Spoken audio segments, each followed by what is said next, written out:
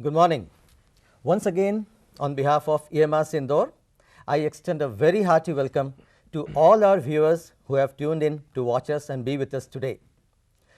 It is all the more essential to extend a very warm welcome because Indore, like I understand quite a few parts of the country, has been experiencing cool weather for the last few days. We have been experiencing rains, and in fact, as we sit here talking to you, the skies outside are overcast with clouds. It is very cool.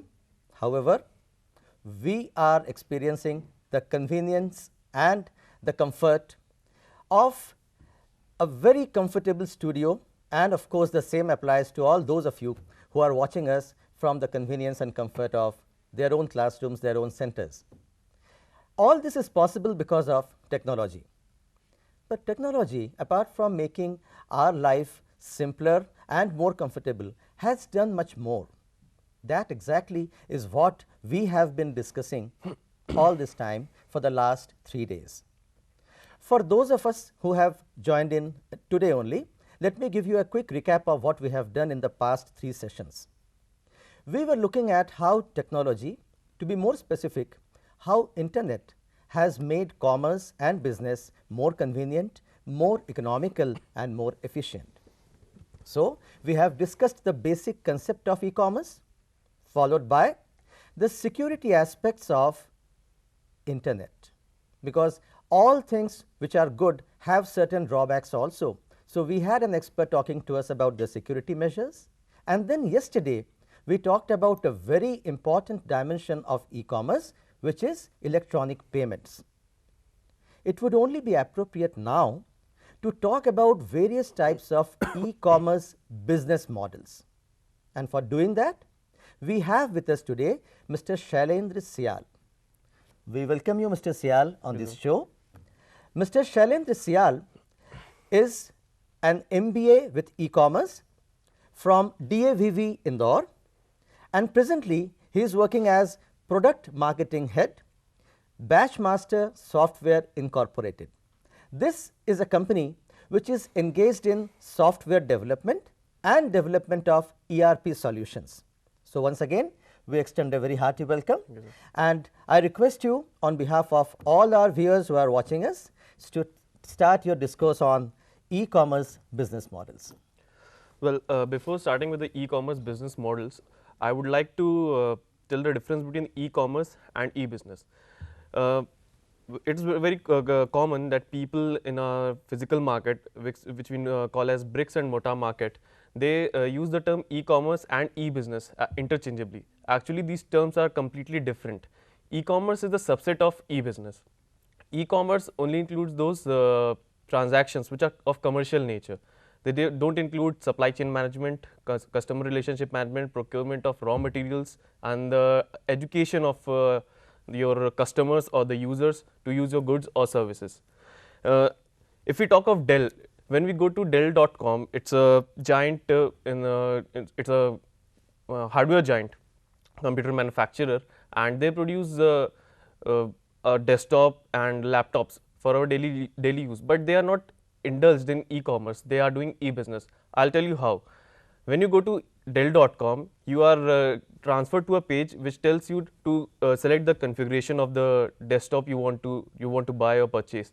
Then there you are not indulging in any kind of commercial transaction with Dell. They are just educating you that you can by yourself you can select the configuration of your system, and then you are directed to the purchase page. Now this Dell is since Dell is manufacturing all the systems by itself, so they are procuring the raw materials from other suppliers. Suppose they are buying the processors from Intel and hard disks from Samsung. So it's a kind of e-business because they have to communicate with Samsung and as well as Intel. They are not the first phase of communication. It's not commercial in nature, it's completely e-business. So this is the basic difference between e-commerce and e-business. No, I'll just interrupt you there, because for the clarification of our viewers, you just gave an example of Dell. Now Dell is into manufacturing of the hardware also. That part of manufacturing the hardware, will it be classified as e-commerce or e-business? When if it is procuring raw materials from other industries, then it's e-commerce. I mean the transaction which is totally commercial in nature, it is known as e-commerce. Like let us say a particular company is procuring the raw material.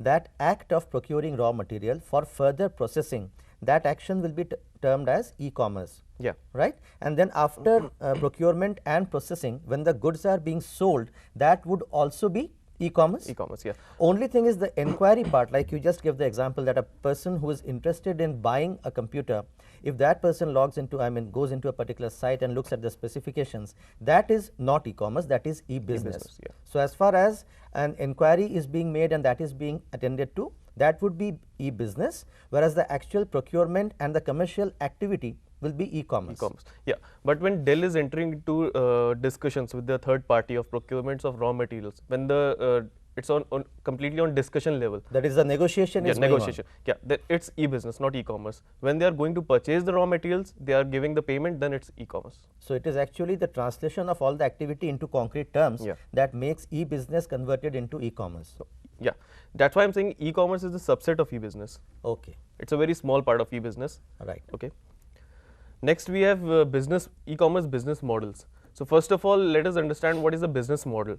A business model is a set of activities designed to result in a profit in a marketplace, as you can see on the slide, and then business plan, a document that describes the firm's business. Now, e-commerce business model is the combination of these two things. It is nothing more than a business model and business plan in an internet arena. Next slide, please. Now, in this slide, you can see the key ingredients of business model. The first one is value proposition. This is very important, that why would a customer come to you and will buy from you? What value proposition or what unique thing you have to offer to your clients or users in online market space? Then second is revenue model. How are you going to earn revenue from your website or your mode of doing business? Actually, there are millions and millions of sites online, and the thing is, how do you stand out from your competitors? So this is basically how to earn the revenue from your website. The third is market opportunity. What market space do you intend to serve, and what is its size? Now, suppose when Google is doing business in India, then it has no competitors in India. It's a search giant. They don't have to face any competition from any companies. But when they are doing business in Russia and China, especially the communist countries, they have their own search engines. Like in China, you have Zaidu, and in Russia, you have Yandex. So they have to face stiff competition from those search engines. So it's very important. What's your market opportunity? The fourth one is competitive environment. Who else occupies your intended market space? It's related to the market opportunity point, and I've covered it. The next is competitive advantage. What special advantages does your firm bring to the market space? See, first of all, I think you need to concentrate on this term market space. I'm not using the term marketplace. Marketplace is a term which is used when you are doing business in the bricks and mortar arena, that is in the physical space. When you are going in the malls, in the shops, they are known as marketplace. But when you are doing business online, it is known as market space. So please keep in mind. This thing, competitive advantage, what advantages are you having? The demographic, the geographic advantages, and what are your customer targets? How are you going to earn revenue? This basically covers all the points of ingredients of business models. Next one is market strategy. How do you plan to promote your products or services to attract your target audience? This is very important because the online market space is filled with, it has very great stiff competition. So it is very important that what strategy are you opting for to promote your products or services. As I said, when Google is doing business in China, it has to face stiff competition from Zaidu. Now, how do they promote their search engines? The basic thing is Google is a successful search engine because it is giving the relevant results. If you are searching for, suppose, a restaurant in China, then if it is giving the complete address of the restaurant as well as the reviews of the restaurant, then you will get a pretty good idea that whether it's a good restaurant or not. On the other hand, if you are searching it in Zaidu, then you will get the result about the restaurant, but perhaps you won't get the result about the reviews or any other special unique qualities of the restaurant. So that's the competitive advantage Google is having on Zaidu. Next one is organizational development. What types of organizational structures within the firm are necessary to carry out the business plan?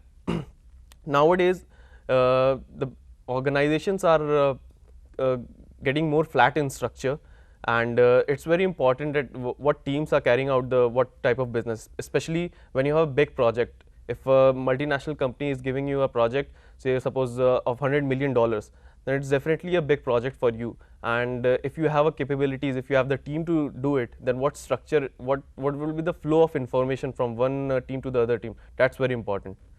The next one is managing the team. What kind of experiences and background are important for your company leaders to have? That's very important, because I'll take the example of Google again. Google is having a team of computer professionals, computer engineers. They are no less than PhD in computer science. None of them is MTech or MCA. Yeah, they are, but they are only in India. But in their head offices in other countries, especially in Europe and US, they all are PhD in computer science. So it's very important that your team is capable of doing the things. Next slide. Now here we have value proposition. I'll take this point in detail. It defines how companies' product or services fulfill the needs of customers. That's very important. Sorry. Now, if we talk of Gmail and Rediffmail, these both services are providing the mail service, but still we are using Gmail and not Rediffmail. Why?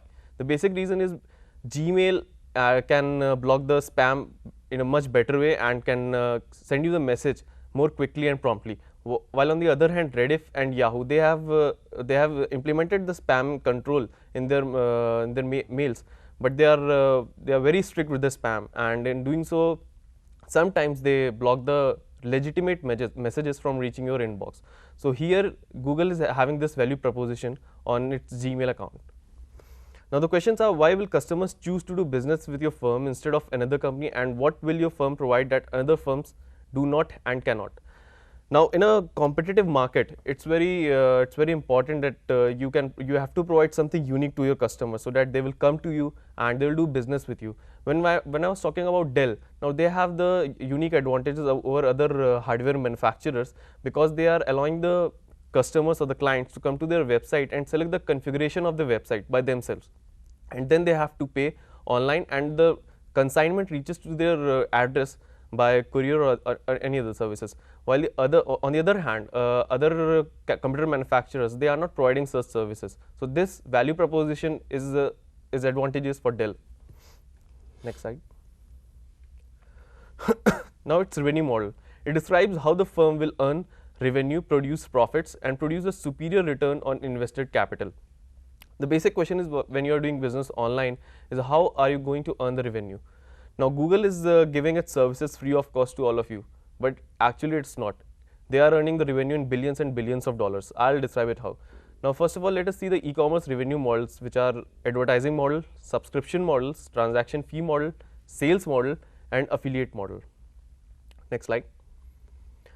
Now revenue model, first one is advertising revenue model. A company provides a forum for advertisements and receives fees from advertisers. Example, Yahoo.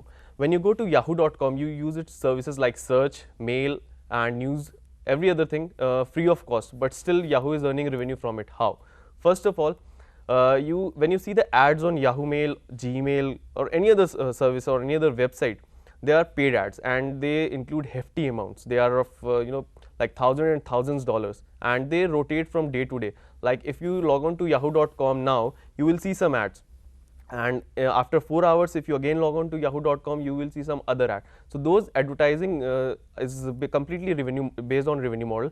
They are paying Google to advertise their products or Yahoo, because there are number of users which are coming within 24 hours to Yahoo or Google to search for something or to perform some other activities. So it's the best place to advertise your products. Next one is subscription revenue model. A company offers its users content or services and charges a subscription fee for access to some or all of its offering.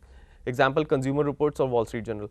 Well, if you go to aajtak.com or ivnlive.com, you can have the news free of cost, but in especially in European and for other foreign countries, you have to access them via paid model. You have to subscribe for the news, you have to subscribe for their services, and only then you can view the news in your inbox or on your desktop. Next slide. Now other is transaction fee revenue model. A company receives a fee for enabling or executing a transaction. Example, eBay or eTrade. Well, eBay is the most successful e-business model in the history of internet. They have never experienced any loss in terms of revenue or in terms of customers. They are just transaction brokers. You go to ebay.com, you buy something from other customer, and you have to pay a small transaction fee to eBay. Now, like this, how they are doing the business, and they are earning billions and billions of revenue each year. Next one is sales revenue model. A company derives revenue by selling goods, information, or services like Amazon or DoubleClick. Like if you go to Amazon.com, they are into pretty many things like mail services, and they are also giving the email services. They are also providing. They are also acting as ISP, internet service provider. So they are selling products and services online, and they are directly earning revenue from those services. Next one is affiliate revenue model. A company steers business to an affiliate and receives a referral fee or percentage of the revenue from any resulting sales. Example, my points.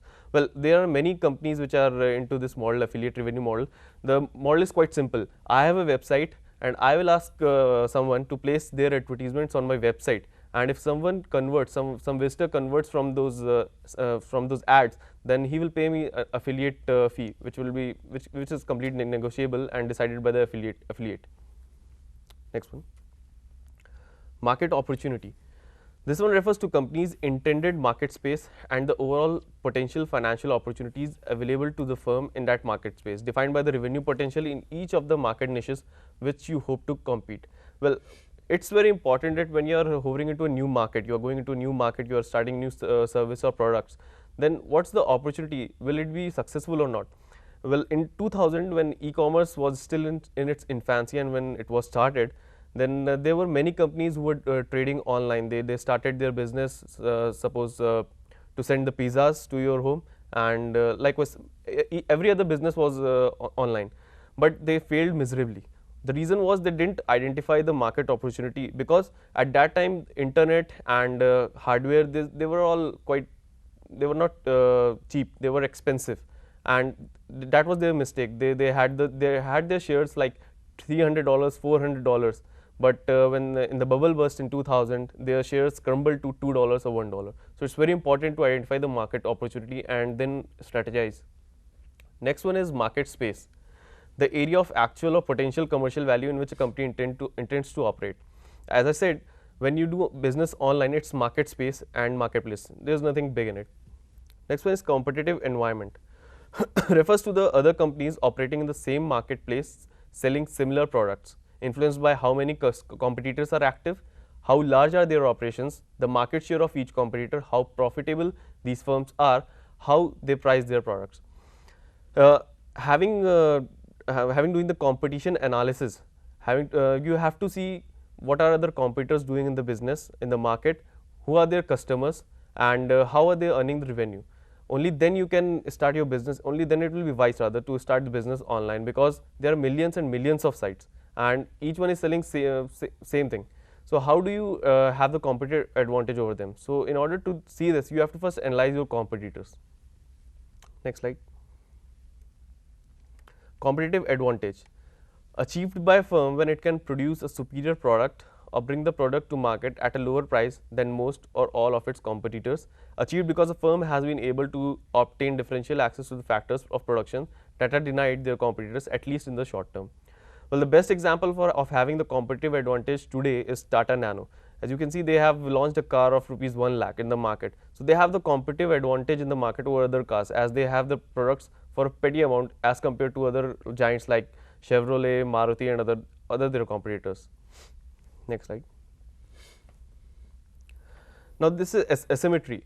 Exists when one participant in the market has more resources than the participants and the first mover advantage, a competitive market advantage for a firm that results from being the first into the marketplace with a serviceable product or service. Well, asymmetry exists especially in the physical market, not in the online market, because in online market it is quite easy to see what your competitors are doing, but in physical market you have to apply various marketing strategies to come out with a solution. You have no access to the information that what your competitors are doing. So it's a pretty much advantage on doing business online, that there's no asymmetry.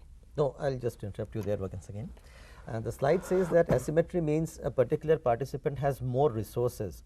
So is it the visibility or is it the amount of resources that matters? Because if you are saying that it is easier to look at your competitor in case of e-business or e-commerce, because you can see what they are doing, which is not the case in case of brick and concrete business. That is one thing. But if you are talking about the resources part, then that is something which is not really very visible, because how much capital is being invested by a particular company is known only to that particular company, and unless we have some insider who can give us that information, that resource calculation will be a little difficult. Well, so what exactly are we talking about here? well, I agree with the visibility and the other part, but when you your online competitor, they are doing business online via their website. Right. Now, how much revenue they are earning or how much money they are putting into their business, it can be known by having a look at the website. I'll cover it in the later stage. Okay. So I'll tell how. So there is a way to find that yeah, out. Yeah. Next slide. Now here we have unfair competitive advantage occurs when one firm develops an advantage based on factor that other firms cannot purchase, and a perfect market, a market in which there are no competitive advantage or asymmetries because all firms have equal access to all the factors of production, and when a company uses its competitive advantage to achieve one more advantage in the surrounding markets. First of all, I will take the unfair competitive advantage part. It is quite prevalent in the physical market, but again when we talk about the online market, the giants, like especially if we talk of Microsoft, Google, Yahoo, they do have some competitive advantage because they have more resources than other companies, but they don't last for long. If you have the money to invest, if you have some resources, you have some venture capitalist with you, you can easily compete with them. But in physical market, it's quite difficult to know about their resources. And if you're talking about perfect market, there is no perfect market in online arena as well as in the bricks and mortar arena. Next slide. Market strategy. The plan you put together that details exactly how you intend to enter a new market and attract new customers. Best business concepts will fail if not properly marketed to potential customers. Well, as I was talking about the bubble burst in 2000. So what happens at that time was they didn't identify the perfect market opportunity, and their strategy was completely based on reasons. They didn't have any information with them. They didn't have any knowledge of whether the people are searching for the goods and services online they are selling. So that was the reason the business in the 2000 failed. But now we have perfect information system. We can have the access to the website. We have cheap hardware and internet access, which makes the information quite accessible. So we can then strategize our plan. Next is organizational development. Describes how the company will organize the work that needs to be accomplished. Work is typically divided into functional departments, move from generalist to specialist as the company grows. Well, in the today's scenario, the IT companies are going flat in structure. They don't have levels of hierarchy, which is quite prevalent in the government organizations. So it helps them to complete the project to get competitive advantage over other companies, especially the government sectors. So there should be perfect communication between the groups interacting. So they have the team leaders who will be guiding the people how to work. Then there are programmers, there are developers, there are designers, there are marketers, and there are perfect communication channel in the company. So it enables them to carry out the operation and complete the project in time. When you are saying that these organizations are going completely flat, you mean to say that the hierarchical levels that we see in a typical different organization, like you have a general manager, you have MDs, and then you have people down the line, DGMs and AGMs and people like that.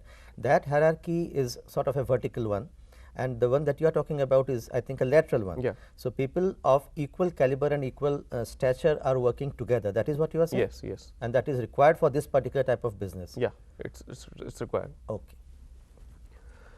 Now the next point is management team. Employees of the company responsible for making the business model work. Strong management team gives instant credibility to outside investors. A strong management team may not be able to salvage a weak business model and should be able to change the model and redefine the business as it becomes necessary.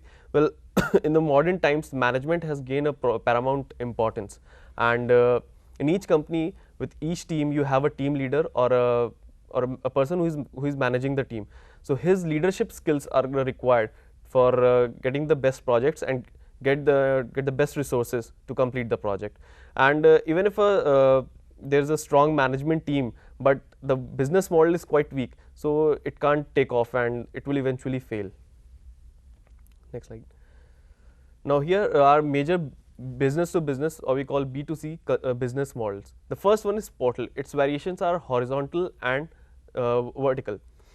Now examples are yahoo.com, AOL, MSN, and actually portal. If we talk of Yahoo, Yahoo is a horizontal portal because it is giving us access to various services, like we can email, we can chat, we can shop, we can search. So it is into many things online. It is into many online things. But when you talk of portals, that is vertical portals, they are completely dedicated to only one thing. Like if we talk of Gmail, then it's a portal because it is completely dedicated to the chatting and the emailing services. Then we have e-tailer.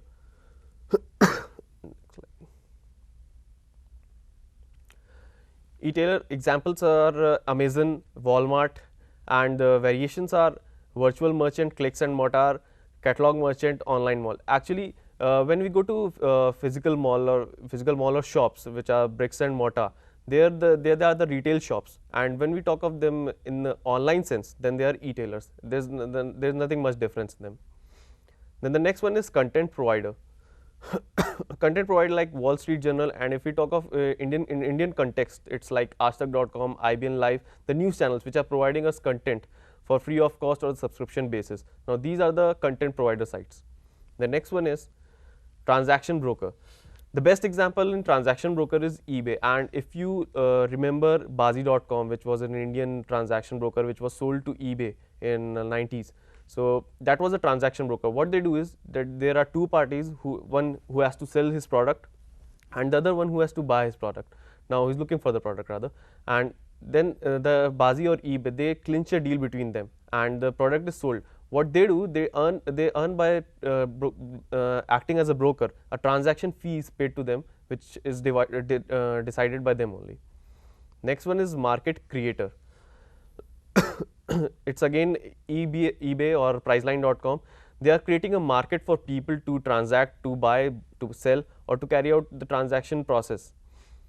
Next one is service provider, like Xdrive, what is worth to you, and mycfo.com. Service provider, like if you are looking for a web design, web development services, or online storage services. Now there are companies like Xdrive.com which provide online storage services for the amount decided by them. So it's a business to consumer model, and it can even be applied to business models who are looking for online storage services.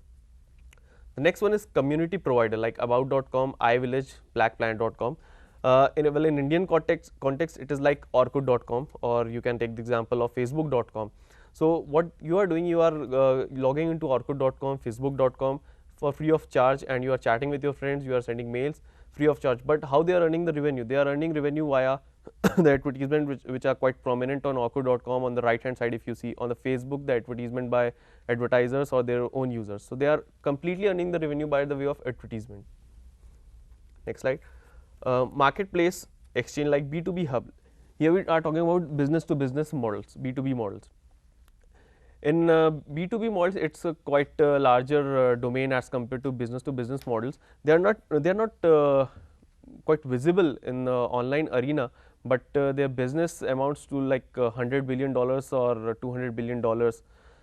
So this domain is quite vast.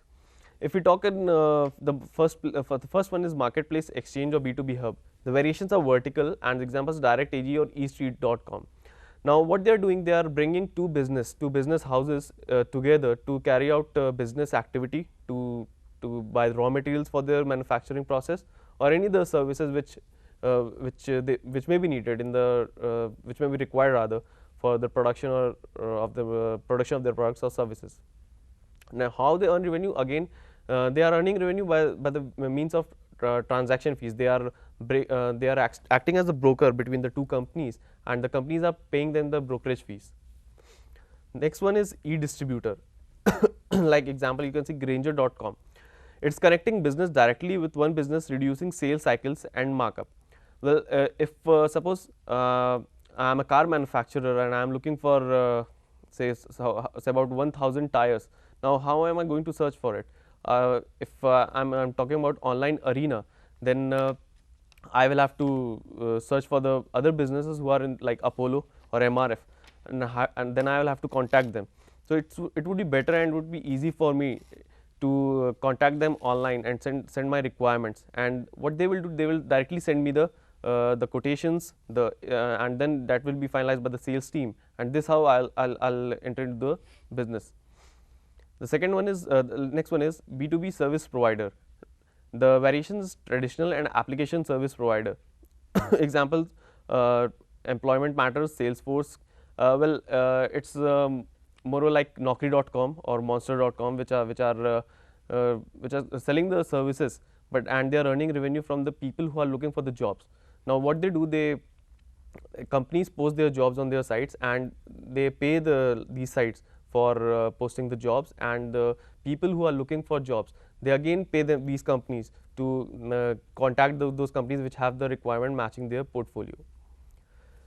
The next one is matchmaker, which is quite similar to the example I have taken above. Intermediary, it's again like a transaction model, but here the main revenue source is sales of by selling the information. There are many marketing companies, or like if you are doing business in suppose hardware manufacturing, then these companies are selling hardware goods to other businesses, but how do they know about the requirements of those other companies?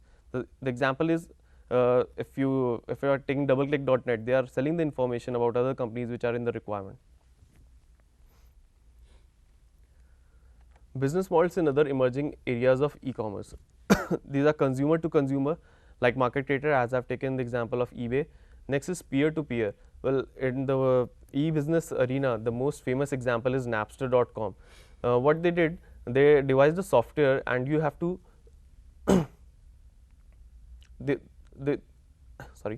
they have to install a software on their system, and the two parties can connect without any having a central web server, and they can exchange the products or softwares, especially the softwares or the services, by using the software. Now, last one is m-commerce mobile, which are having grown with the traditional or computer based business. There are PDAs and other sources by which you can carry out the business online.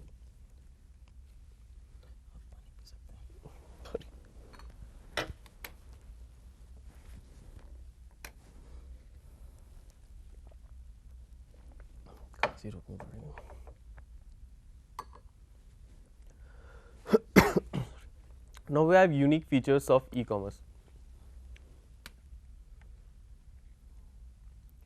Next slide. First is ubiquity. When we are talking about the e-commerce, the perfect thing about e-commerce, it is ubiquitous. It is present everywhere. The next thing is global reach. Now, ubiquity and global reach are interconnected terms. When we talking about the e-commerce, it can be if you have a laptop and internet connection, you can just go online and transact the services you need. The third one is universal standards. Changes industry structure by lowering barriers to entry and intensifying competition within an industry. Lower cost of industry and firm operations by lowering computing communication cost enables broad scope strategies. The best thing about e-commerce, it has universal standards. There are no the computers are connected with the same protocol. They are exchanging mails with the same thing, and it can be started in any country. It is not country specific. It's not geographic specific. The next thing is richness. It alters industry structure by reducing strength of powerful distribution channels, changes industry and firm operations cost by lessening reliance on sales force, enhanced post-sales support strategies. Now, when we are talking about richness, it is richness about the information. If you are trying to buying some product on eBay, or if you want some service, like if you want to design a website of yours, then you will not rely on word of mouth things. You can simply log on to any search engine or any other website, and you can have the information. You can look into the portfolio, so it has richness of information. Next is personalization or customization. Well, this is especially important for businesses who are into the e-business models. They can personalize their message according to the customers. If they have the low-end customer, they can personalize the message as per their requirements. If they have high-end customers, they can personalize their message as per those. And when we talk of customization, each customer online can have their own customized products. They have their own needs. If I'm looking for a website built up, then I may be needing Flash or JavaScript in my website. But on the other hand, if some other high-end customer is in need of Web 2.0 technologies, then it can be customized and parceled into.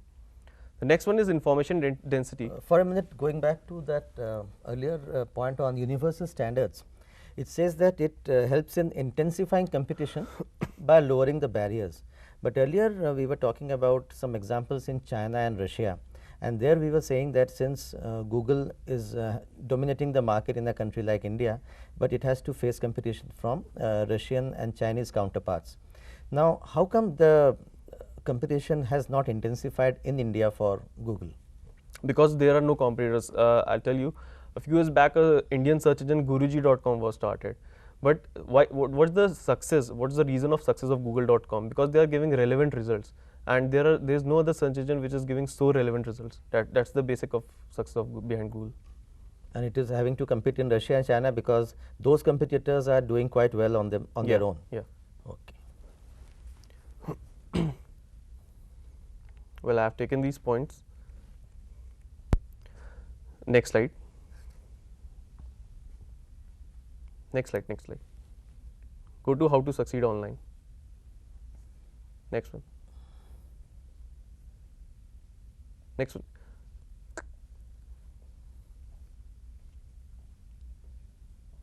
Next one. Next one. Yeah. Now it's all about e-business models. Now, if you have read everything about e-business models, you have everything in place, you have a website, and you have incorporated each and every unique thing into your business model. The thing is, how do you succeed online? What's the answer? How you can have the competitive advantage over your competitors? Now, it's internet marketing. Next slide, please. Well, internet marketing is the combination of search engine optimization, that is SEO, search engine marketing, that is SEM, and social media marketing, that is SMM, plus other online marketing strategies we will look into.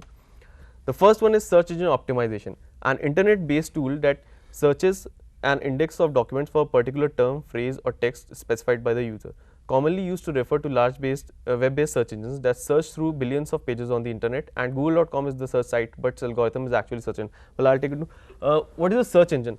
When we talk of search engine, we basically say that Google.com is a search engine. Actually, Google.com is not a search engine. Google.com is a search site, search website. The algorithm which is working for Google.com, it is known as search engine. Now, what are the characteristics of search engine? First of all, it has a spider or indexer, database, and algorithm. Google.com has a robot or crawler that is known as Googlebot, which collects all the information from the online sites, and it has a database into more than 1 million data centers, and an algorithm to decide on the relevancy of the search results. The second one is find matching documents and display them according to relevance. Now, if we take the example of web design companies, there are millions and millions of web design companies in the online arena, and in India only there are more than 1 lakh of companies. But how do Google give the results for web design company, the best result for web design company? It has a set of algorithm which works on more than 200 parameters, and on the basis of those 200 parameters, it decides the best one out of them and give the most relevant results. The next one is frequent updates to documents searched and ranking algorithm. Well, if Google.com has the algorithm, then it has to update it regularly, because there are many online marketers and other people who are trying to break into the algorithm of Google. So they have to keep it updated. So all the time they can give the best and the relevant results out of them. The next one is strive to produce better, more relevant results than competitors. That's the same one. Next slide. Now here we'll see how the search engine works. Spider crawls the web to find new documents, typically by following hyperlinks from websites already in their database. Suppose you have a website like abc.com or xyz.com, and how do Google will find it? There is a utility in the Google to add URL, but that's not very good. You have to place a link of your website on someone else's website, especially on the directories, on the article directories or the business directories. From there, the Google bot, which is Google search engine crawler, it will find your link, and then it will follow the link to your website, and this how it will find your website. The next is search engine indexes the content in these documents by adding it to their databases, and then periodically updates this content.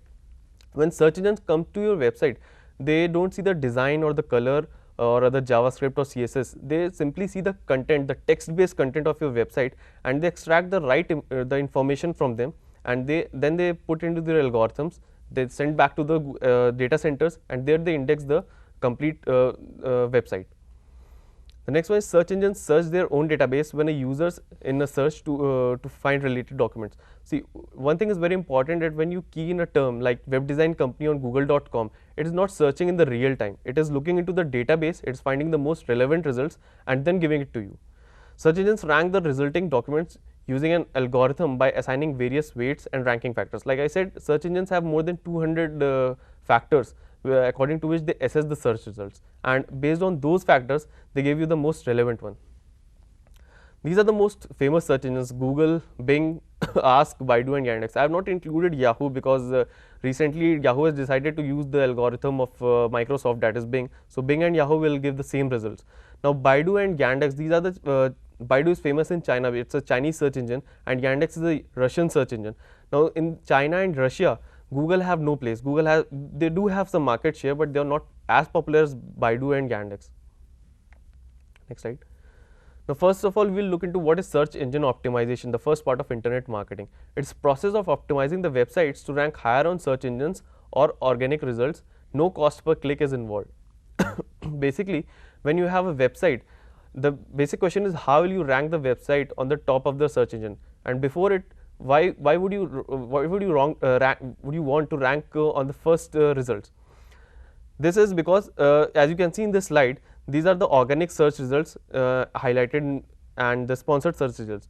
According to a survey, most of the users, they click the first, second and third results on Google, and then they don't see beyond the fourth result, and in the very rare cases they go to the second pages.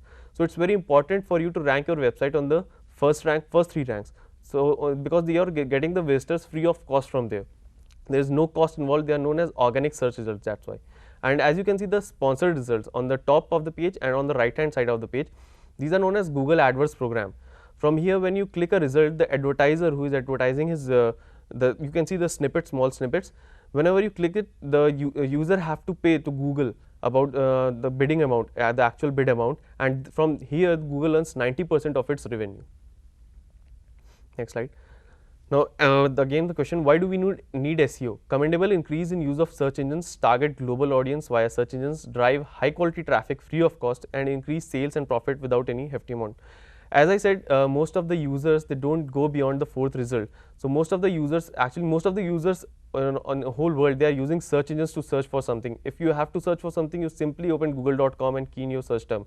That's why search engine optimization is of paramount importance, because most of the users are coming from search engines, and they don't go, since they don't go beyond the fourth result, you have to have rank on the first three results.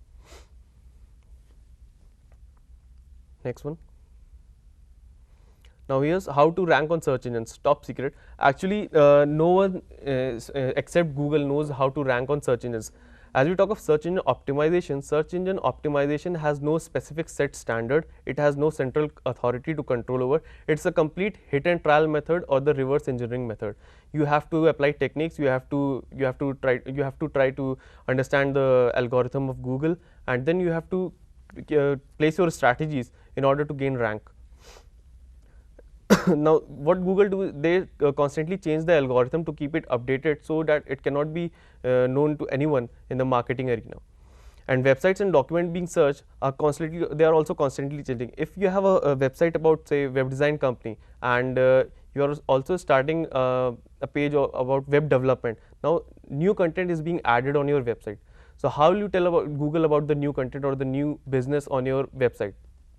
So it's basically about getting many backlinks to your website, and then telling Google that yes, we are into this business, and then they index your website, and then they project you according to the relevant results. Next slide. Now here we see how search engines see our page. On the right hand side, you can see a web page. On the left hand side, you can see the source code of the page, and in the middle you can see the links and text. What you can see in the middle is completely the view of search engines. This is how they see a page. They don't see any graphic, they don't see any image, they don't see any programming language. What they see is complete text based information on your website. Next. Now here you can see, when you type in a query in google.com, the mid-year intake, it's the title tag, then the description, and the bold ones are the keywords. Now it's very important to have your keywords or the search term in your title tag, in your description, and if possible in the URL. This is one of the ranking factors which Google use to rank your website and include in its index. Next one. SEO is a perpetual process because there are numerous competitors. If you attain the rank or attain first rank on search engine, it's not like you are going to stay there forever. There are your competitors who are continuously optimizing their websites to reach on the top, and also search engines they do change their algorithm within 15 or 30 days. So SEO is kind of perpetual process, and you have to be in it completely and forever. Next one comes search engine marketing. It's a way of promoting websites in search engines through the use of paid listings, placement, and contextual advertising. Well, when you have seen the snapshot of organic results and the sponsored one, the results that were sponsored results, that were shown as sponsored results, those were the search engine marketing tactics. You have to pay, as you can see in the slide, you have to pay to Google to have your websites keyed in the sponsored results position. So this is basically about paid advertisement on search engines. Next one. It's pay-per-click. PPC ads appear as sponsored listing. Companies bid on price they are willing to pay per click, typically have very good tracking tools and statistics, ability to control ad text, and can set budgets and spending limits. Suppose when you register for Google AdWords account, you have to pay Google for each and every click. Suppose someone clicks on my ad, I will have to pay $1, which is the bid amount. I am taking a hypothetical example. This is known as pay per click. Whenever you click any result on sponsored search results page on google.com, you are paying Google. The advertiser is paying to Google rather. Next one is PPC versus SEO listings. In PPC you get immediate results. As you have compiled a new ad, it can go live within minutes. On the other hand, when you are doing SEO, the results may take from 2 weeks to months. Anyone can with little knowledge can do it. As far as PPC is concerned, anyone can with a small knowledge of how to operate on search engines can do it. They have to simply log into the account, they have to create they have to use their credit cards and pay the Google about the bid amount and develop a ad, and they are just live.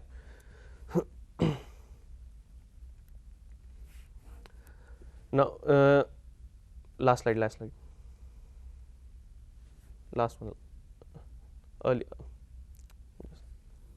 earlier slide, yeah, before this. Yeah.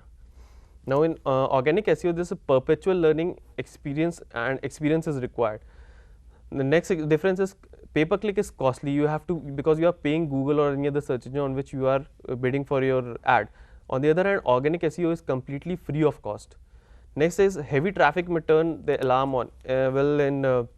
What competitors do when you are doing PPC advertisement, then your competitors see your ad and they try to inflate your investment in those ads by giving illegal clicks. So that may trigger a panic button like on Google, that someone is trying to inflate their expenditure. On the other hand, if you are doing organic SEO, the more traffic it comes, the better your website is.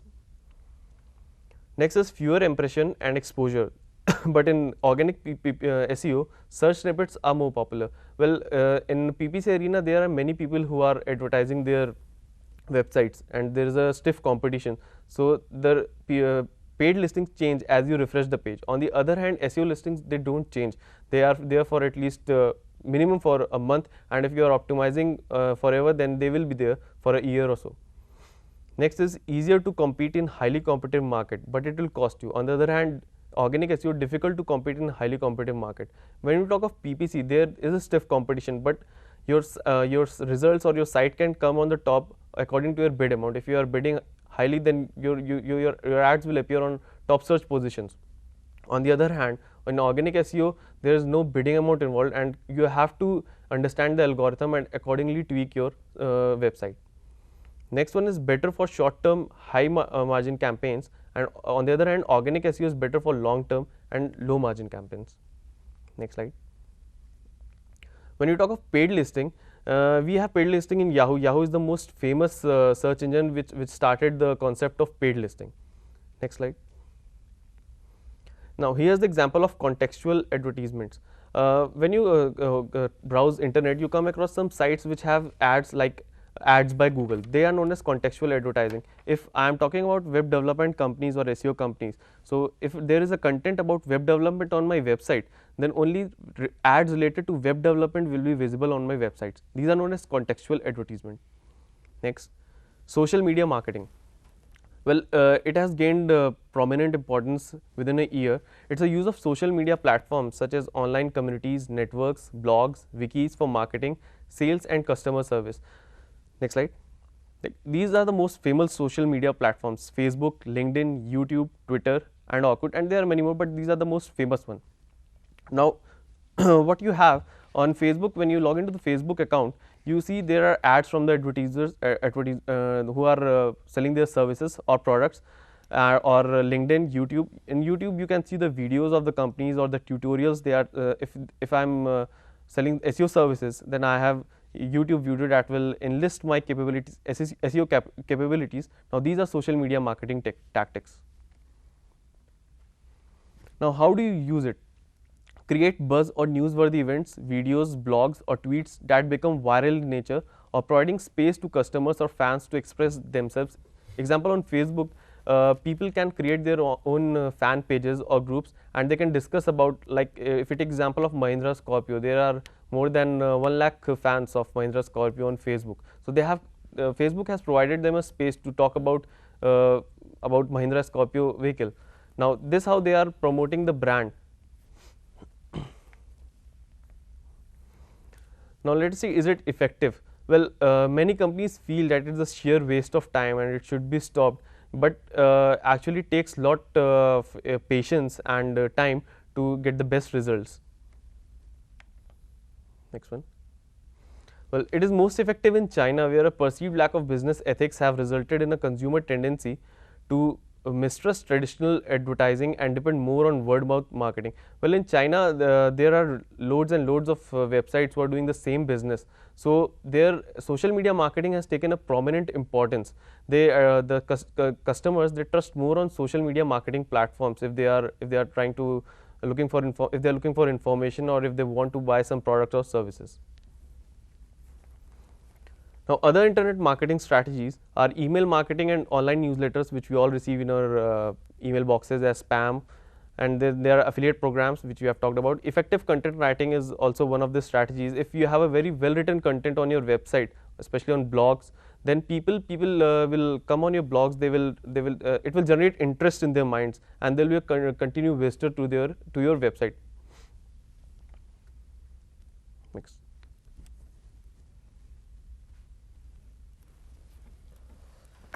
Okay, and that was wonderful coming from you. It has given us a lot of insight into the e-business models, and I believe some viewers are here to talk to us. I think Guwahati wanted to ask a question, and if Guwahati would like to ask any questions, we have Mr. Shailendra Sial with us to answer all your clear all your doubts, and also those centers who would like to dial in, our number is at EMRC the 0731, that is the STD code. EMRC Indore's number, I will repeat, 0731 326 8042.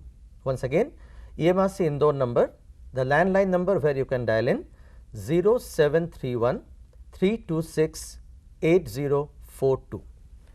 Mr. Sial, you have been talking about, just now we were talking about social media marketing. The last slide I think we were talking about, and you said that it is most useful in places where there is a distinct lack of business ethics, and China was one of them. Now, in a country like India, what do you think is the scope for this particular thing? Well, in India, Facebook is growing day by day. Like Orkut has been the most famous social media marketing platform, but due to some scams or cases, it has not been the best place for advertisers to advertise their products or services. But now Facebook is gaining prominent importance, and people are advertising on those sites. Okay. And as far as there are various revenue models that we discussed earlier during our talk, and there were 4 or 5 which you mentioned: advertising revenue model, subscription revenue model, transaction fee revenue model, and sales revenue model. Then there was one more, affiliate revenue model. Out of all these, which would be the best or the most appropriate one in a setup like we have in India. It's a democratic country with lot of diversities in culture and geography and language. And we still have a lot of people who have to become computer literate.